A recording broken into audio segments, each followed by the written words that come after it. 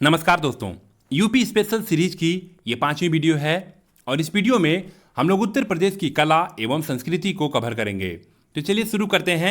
यहाँ पे पहला पॉइंट है, उत्तर प्रदेश में मंदिर निर्माण कला का विकास गुप्त काल में हुआ था। अब देखिए, वर्तमान का जो उत्तर प्रदेश है, गुप्त काल में इस क्षेत्र में मंदिर निर्माण कला का विकास हुआ था।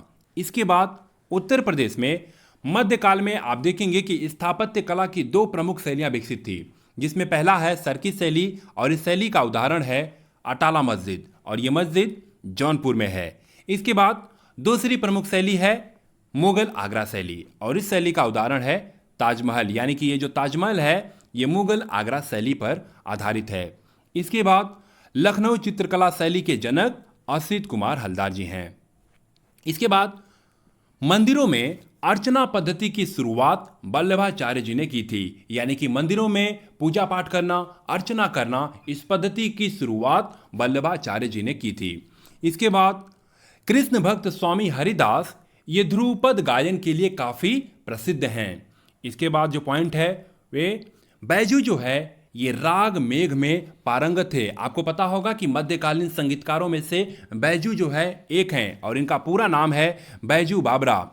इसके साथ ही साथ इन्हें बैजनाथ प्रसाद या बैजनाथ मिश्र के नाम से भी जाना जाता है। यहाँ पे आपको एक बात ध्यान ये देना है कि अकबर के दरबार के महान गायक तानसेन के ये समकालीन थे।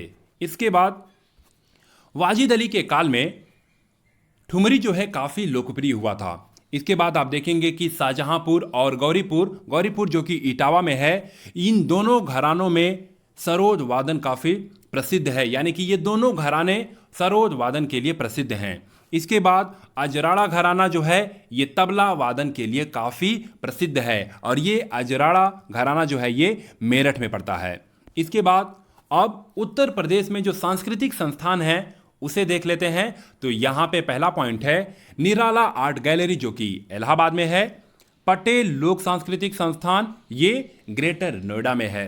इसके बाद लोक कला संग्रहालय ये लखनऊ में है और इसकी स्थापना जो है 1989 में की गई थी। इसके बाद उत्तर प्रदेश राजकीय स्वतंत्रता संग्राम संग्रहालय तो ये मेरठ में है और इसकी स्थापना 1997 में की गई थी। अब देखिए, ये स्वतंत्रता संग्राम संग्रहालय है ये मेरठ के शहीद स्मारक परिसर में स्थित है और ये जो संग्रहालय है इसकी जो मनोरम इमारत है, जब आप इस इमारत के अंदर जाएंगे तो आप देखेंगे कि 1857 की क्रांति में मेरठ तथा भारत में घटित घटनाओं को ये अपने अंदर संजोए हुए है। इसके बाद उत्तर प्रदेश में कुल 3 राजकीय बौद्ध संग्रहालय हैं, जिसमें पहला है गोरखपुर, दूसरा है कुशीनगर और तीसरा है पिपरावा, यानी कि ये तीनों जो है उत्तर प्रदेश में बौद्ध संग्रहालय हैं।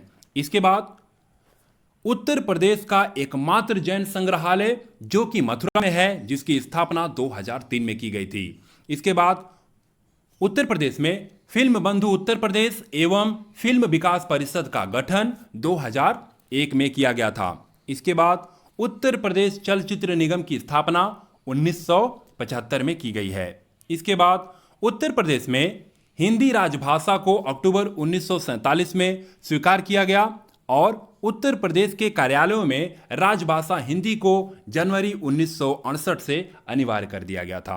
अब आगे जो है उत्तर प्रदेश के कुछ प्रमुख मेले और उत्सव हैं, उन्हें भी देख लेते हैं। तो यहाँ पे पहला पॉइंट है कुंभ मेला जो कि प्रयाग में संपन्न होता है। इसके बाद दूसरा है बटेश्वर मेला जो कि आगरा में। तीसरा है गढ़मुक्तेश्वर मेला जो कि हापुड़ में संपन्न होता है। इसके बाद नौचंदी मेला है मेरठ में, देवा मेला है बाराबंकी में, मनकपुर मेला है फर्रुखाबाद में, ढाई घाट मेला है शाहजहांपुर में। इसके बाद लखनऊ महोत्सव है, जाहिर सी बात है लखनऊ में है। वाराणसी पर्यटन उत्सव वाराणसी में, गंगा महोत्सव वाराणसी में। इसके बाद त्रिवेणी महोत्सव है जो कि इलाहाबाद में संपन्न होता है। इसके बाद होलिकोत्सव मथुरा में मनाया जाता है, मथुरा में संपन्न होता है। इसके बाद कबीर मेला है और ये मगहर में है, मगहर में संपन्न होता है और ये जो मगहर जो है ये संत कबीर नगर में है। इसके बाद परिक्रमा मेला है जो कि अयोध्या में होता है। इसके बाद रामायण मेला जो कि चित्रकूट में संपन्न होता है। इसके बाद है कुछ और मेले हैं, उसे भी देख लेते हैं। आयुर्वेद मेला है, आयुर्वेद महोत्सव है, तो ये झांसी में मनाया जाता है। इसके बाद बिठूर गंगा महोत्सव है, ये कानपुर में संपन्न होता है। इसके बाद कजली महोत्सव है, ये महोबा में। इसके बाद कंपेल उत्सव है। देखिए ये जो कंपेल उत्सव है, जितने भी जैन मंदिर हैं उन सभी जैन मंदिरों में ये कंपेल उत्सव आयोजित किया जाता है। इसके बाद श्रावणी मेला है जो कि फर्रुखाबाद में संपन्न होता है। इसके बाद सोन महोत्सव, ये सोनभद्र में। इसके बाद खिचड़ी मेला, आपको पता होगा कि जनवरी में 14 तारीख को जो है खिचड़ी मनाया जाता है, उस अवसर पर यह मेला लगता है गोरखपुर में। इसके बाद गोविंद सागर मेला अंबेडकर नगर में, राम बारात आगरा में, और अंत में है रामनवमी मेला जो कि अयोध्या में संपन्न होता है। इस तरह से इस वीडियो में हम लोग उत्तर प्रदेश से संबंधित कुछ महत्वपूर्ण जानकारी को कवर किए हैं। उम्मीद करता हूं कि ये वीडियो आपको अच्छा लगा होगा। अब अपने अगले वीडियो में उत्तर प्रदेश से संबंधित कुछ और महत्वपूर्ण जानकारी को हम लोग कवर करेंगे। इस तरह से इस वीडियो में बस इतना ही। तब तक के लिए धन्यवाद। जय हिंद।